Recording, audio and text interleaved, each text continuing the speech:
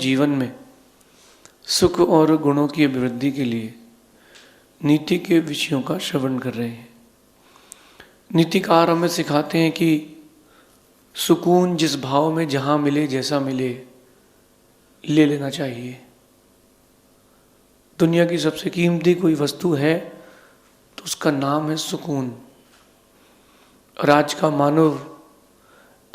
मानुष सुकून छोड़ सब कुछ इकट्ठा कर रहा है और कारण उसका वही है। आपकी जो अंदर की आकांक्षाएं होती हैं वो आपके सुकून को आपसे बहुत दूर ले जाकर रख देती हैं। जीवन की इस भागम भाग में इंसान ये भूल चुका है कि वो इंसान भी है।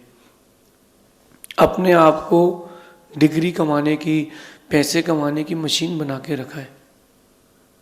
भोग की सामग्री जोड़ने में लगा है। किसी को खाने का शौक है, किसी को पहनने का, किसी को घूमने का, किसी को पैसे जोड़ने का।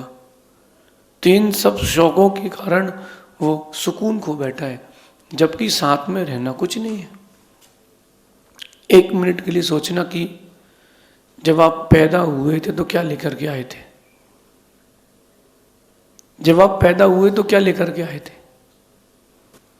कुछ भी नहीं लाए थे। न तन में कपड़ा था, न मन में लफड़ा था। लेकिन मरते मरते वक्त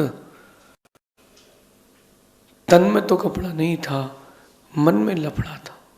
बस यही लफड़ा आपके जीवन का सुकून ले लेता है। हमारे साथ जो जाएगा हम उसको जोड़े ना। ये आध्यात्मिक पक्ष है नीति का। एक व्यवहारिक पक्ष भी है नीति का कि हम अपने लक्ष्य को प्राप्त करना चाहते हैं, हम बड़े ऊंचे पद पर जाना चाहते हैं। बहुत अच्छी बात है, लक्ष्य बनाएं। लेकिन जिस लक्ष्य से आपका सुकून जाए वैसे लक्ष्य कभी ना बनाएं। लक्ष्य बहुत बड़े रखें, लेकिन जिस निमित्त से आपका सुकून जाए वो कभी ना रखें। ध्यान रखें कि अरमान आपके सुकून खत्म कर देगा।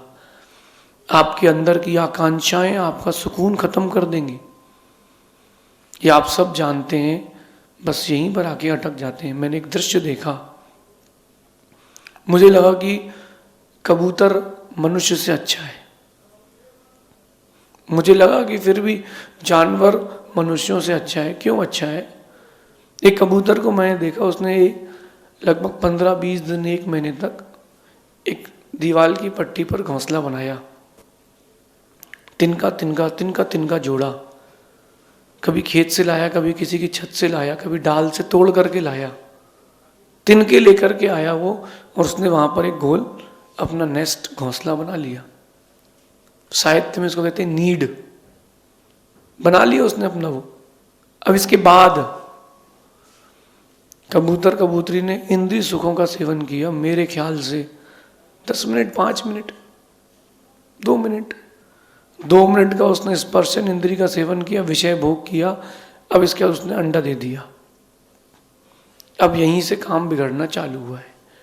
अंडा दे दिया, अब उसने 1 महीने 2 महीने तक अंडे को सेया। जब 2 महीने तक अंडे को सेती रही, उसके बाद अंडे से बच्चा निकला। 1-2 महीने उसने बच्चे को बड़ा किया, दाना ला करके दिया, चुगाया, बच्चा बड़ा हुआ, उड़ गया। अब कबूतर अब विकल्प रहित हो गया है बच्चे की अपेक्षा से, क्योंकि उसका बच्चा योग्य हो गया। उसने उड़ लिया, अपना पार्टनर ढूंढ लिया, वो लाइफ सेटल करने घूम रहा है।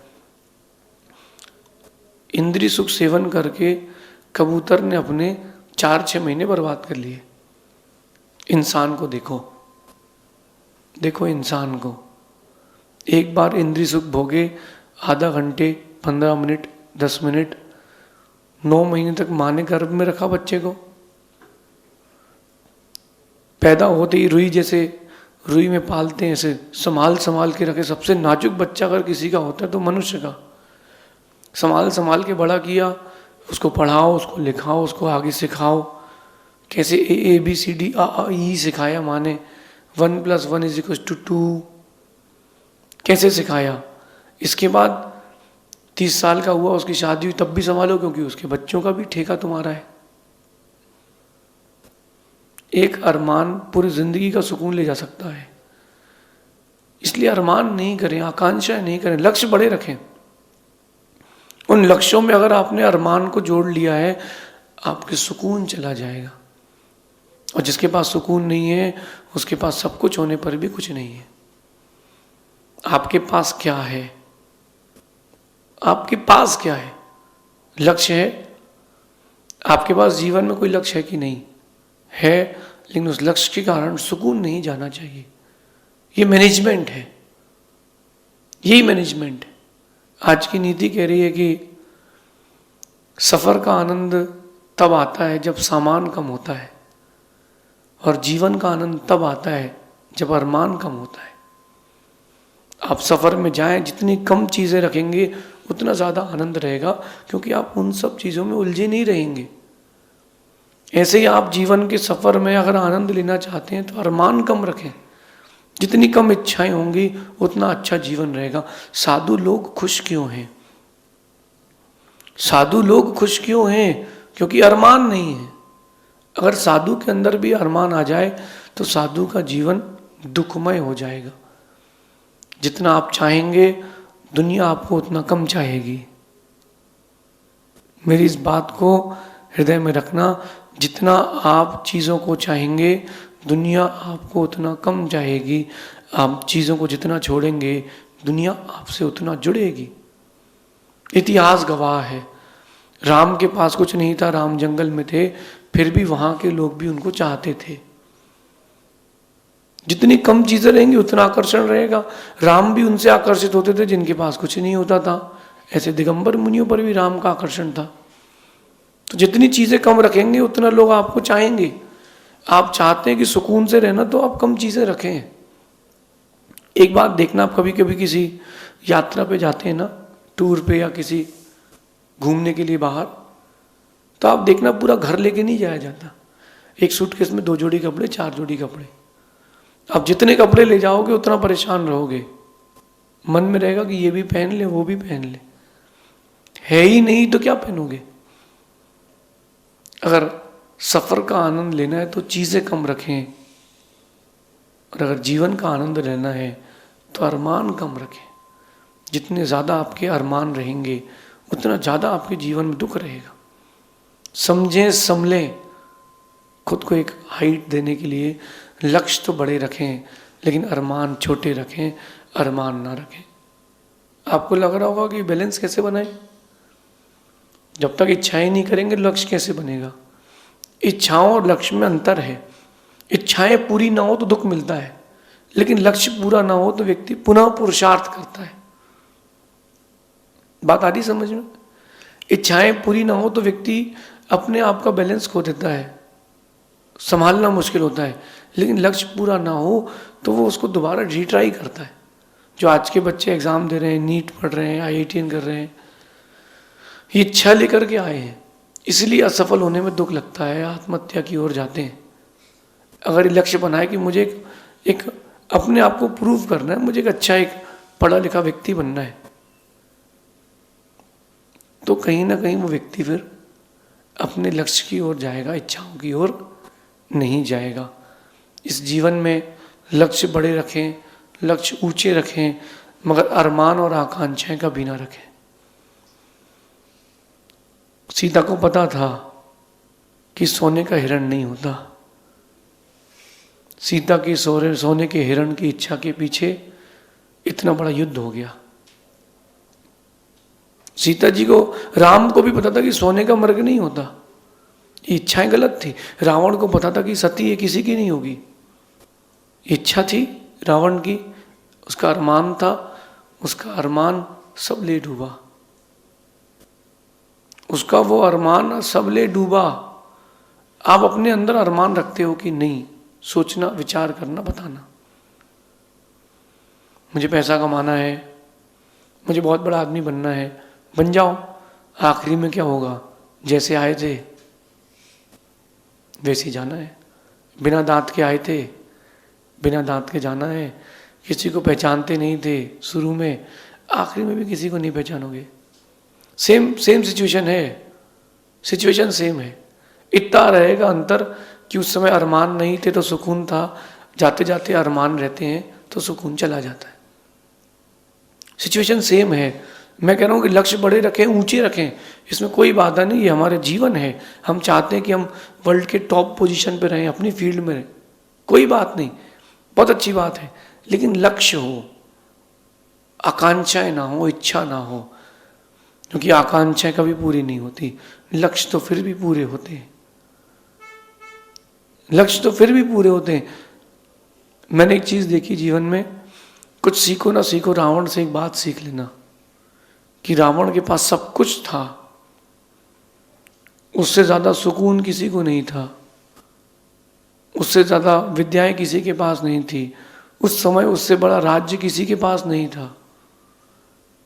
लेकिन एक छोटा सा अरमान कि सीता तो मेरी होके रहेगी, वो छोटा सा अरमान रावण की मृत्यु का कारण बन गया।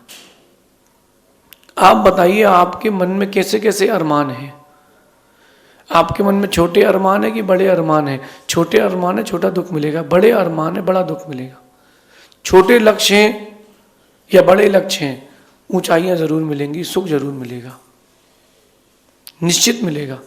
इसलिए करना वही है जो आप कर रहे हो, बस mental situation should be changed. क्या? Mental situation should be changed, मतलब हम अरमान नहीं रखेंगे, हम लक्ष्य बनाएंगे, हम अपने गोल बनाएंगे, हम अपना एम बनाएंगे। इसमें अंतर है, बहुत अंतर है। इच्छाएं पूरी ना हो तो व्यक्ति गलत रास्ते पर भी चला जाता है। इच्छाएं अगर पूरी ना हो, व्यक्ति रॉन्ग ट्रैक भी ले लेता है, लेकिन लक्ष्य पूरा नहीं हो तो ट्रैक नहीं बदलता। इसलिए अपने जीवन में लक्ष्य बनाएं, छोटे छोटे सुख के चक्कर में बड़ा सुख ना खोएं। एक व्यक्ति ने 500 रुपए का इन्वेस्टमेंट किया, अगर उसको रिटर्न आएगा तो 501 रुपये आएगा, और पैसा जाएगा तो 500 जाएगा। क्या उसका इन्वेस्टमेंट सही है? क्या उसका इन्वेस्टमेंट सही है? 500 रुपये का इन्वेस्टमेंट किया तो कम से कम 550 तो रिटर्न आना चाहिए, एटलीस्ट 10% का प्रॉफिट तो होना ही चाहिए। छोटे प्रॉफिट के चक्कर में बड़ा लॉस, ये हो रहा है आजकल इंडिया में। शॉर्टकट शेयर बाजार, शेयर बाजार, हमको तो तुरंत करोड़पति बनना है, आकांक्षा है, हमको तो तुरंत पैसा कमाना है, तुरंत तुरंत। आज पैसा डालूंगा, शाम को लखपति बन जाऊंगा। ये छोटा सा अरमान सब कुछ डुबा देगा। जुआ सट्टा चल रहा है, क्रिकेट चल रहा है, आईपीएल चल रहा है, आजकल तो हर गेम में जुआ है, वीडियो गेम में भी जुआ आ गया। हेलीकॉप्टर ऊपर गया तो इतने में प्रॉफिट, नीचे गया तो खत्म, और ऊपर जाता ही नहीं, नीचे गया आदमी खत्म। एक प्रॉपर्टी वाला कह रहा था, बोले महाराज जी मैं तो बहुत खुश हूँ। मैंने कहा क्यों? बोले वर्ल्ड कप आने वाला है। मैंने कहा क्या होगा? बोले देखो, जो जीतेगा वो प्रॉपर्टी खरीदेगा, और जो हारेगा वो बेचेगा, तो मेरे दोनों तरफ से फायदा है। ये शॉर्टकट जो लगाने की सिस्टम है ना, ये अरमान है। लक्ष्य लॉन्ग टर्म होता है, अरमान शॉर्ट टर्म होता है। अपने जीवन को लक्ष्य से जोड़ें, अरमान से ना जोड़ें। हनुमान के जीवन में लक्ष्य था कि राम की सेवा करना है, इसलिए हनुमान खुश थे, बिना तनख्वाह के। तन से सेवा करते थे, बिना तनख्वाह के, बड़े खुश थे। और जो बाकी जो सेवक थे राम के पास, वो जो सेवक थे राम के पास, वो कोई बताएगा उनके बारे में? उनको तो लगता था कि तनख्वाह लो और आगे बढ़ो। समझदार व्यक्ति अरमान नहीं करता। ऐसा करने से वो सेल्फ डिपेंडेंट होता है। मैं एक अरमान रखता हूं कि मैं जहां बैठा हूं वहां ये व्यवस्थाएं हो जाए, तो मुझे आप पर आश्रित होना पड़ेगा कि भाई अब यहां पर ऐसा करो और वैसा करो। अभी तो मैं कहीं भी बैठा हूं, कोई दिक्कत ही नहीं है। अरमान, आकांक्षाएं, इच्छाएं, चाहत आपका ग्राफ गिराएगी। एक छोटी सी बात देखना, घर में पति पत्नी का झगड़ा चल रहा है, ध्यान से देखना। किस बात पर चल रहा है? पति कह रहा है कि खाना तुमने अच्छा नहीं बनाया। पत्नी कह रही कि हर दिन यही बनाती हूं, नहीं आज अच्छा नहीं बना है। पति की एक्सपेक्टेशन ज्यादा थी कि ये कुछ और भी दे, कुछ और भी बना करके दे। पति की जो एक्सपेक्टेशन थी, जो अरमान थे, वो उसको दुखी कर गए। फिर होता है झगड़ा, फिर खत्म होती है प्रीति, वहीं से सब गड़बड़ होता है। आज इंडिया में पहले की अपेक्षा से कई ज़्यादा गुना डिवोर्स रेट बढ़ गया है। मुझे नहीं लगता कि इंडिया में 50 साल पहले ऐसे तलाक होते होंगे। ये भारतीय सभ्यता का शब्द ही नहीं है तलाक और डिवोर्स, कि नहीं हो रहा एडजस्ट तो अलग अलग हो जाओ। ये तो अपने पास था ही नहीं। निभाओ, तुमको निभा के रहना पड़ेगा, ये इंडियन कल्चर था। अब तो शादी हुई, 2, 5, 10 दिन रहे, नेचर नहीं जमा, छोड़ो दूसरी जगह चलते हैं, इसका जो पैसा है आधा अपन को मिलेगा। बिजनेस बना लिया है। पैसा मिले ना मिले, अलग हो जाओ, हमें नहीं रहना इसका, दूसरी शादी कर लेंगे, क्योंकि किसी न किसी के पास कोई ना कोई ऑप्शन है। अगर वो ऑप्शन ही नहीं होगा तो व्यक्ति फिर सुकून को नहीं खोएगा। आप अरमान से दूर हटें, सुकून मिलेगा। ये मैं जानता हूं कि मैं जो कह रहा हूं वो आप जानते हो, लेकिन मैं ये भी जानता हूं कि जो मैं कह रहा हूं उसको आप नहीं मानते हो, क्योंकि उसको लाइफ में उतारने के लिए बहुत मेहनत चाहिए। चीज़ें हर वक्त आपके हिसाब से नहीं चलेंगी, आपको हरदम हर वक्त अच्छी चीज़ें नहीं मिलेंगी। लक्ष्य बड़े रखना, सुकून मिलेगा। चाहत जितनी बड़ी होगी, सुकून उतना कम मिलेगा। चाहत जितनी बड़ी होगी, सुकून उतना कम मिलेगा। राम की चाहत कम थी, इसलिए राम जंगल में भी खुश थे। रावण की चाहत बहुत बड़ी थी, अयोग्य थी, इसलिए वो लंका में भी दुखी था। राम तो जंगल में भी घास फूस की झोपड़ी में सो जाते थे। राम जंगल में भी घास फूस की झोपड़ी में सोते मिलते थे, और रावण को सोने की लंका में नींद नहीं आती थी, क्योंकि उसके अरमान थे। राम का लक्ष्य था, राम का लक्ष्य था कि सीता मेरी थी, है, रहेगी, लेकिन राम का अरमान था कि सीता मेरी होगी। मैंने शुरू में कहा था, भूलना नहीं, अगर आप सफ़र का आनंद लेना चाहते हैं तो चीज़ें कम रखिए, जीवन का आनंद लेना चाहते हैं तो अरमान कम रखिए। जितने कम अरमान रहेंगे, जीवन का आनंद उतना बड़ा आएगा। मैं भी आपको बता रहा हूँ, मैं भी आपको वक्तव्य दे रहा हूँ, लेकिन मैं किसी अरमान के साथ नहीं दे रहा हूँ। मैं यही सोच के दे रहा हूँ, ये धर्मोपदेश है, आपको रुचि तो लीजिए, नहीं रुचि तो नहीं लीजिए, मुझे इससे क्या फ़र्क पड़ना है। अपने जीवन में अरमान कम रखें, ताकि अपने जीवन का आनंद, सुकून day by day, step by step बढ़ता जाए। ऐसा करने से एक बड़ा व्यक्तित्व, बड़ा लक्ष्य आपको सहज मिलेगा। ऐसा चिंतन करें, शेष आगे देखेंगे। भगवान महावीर स्वामी की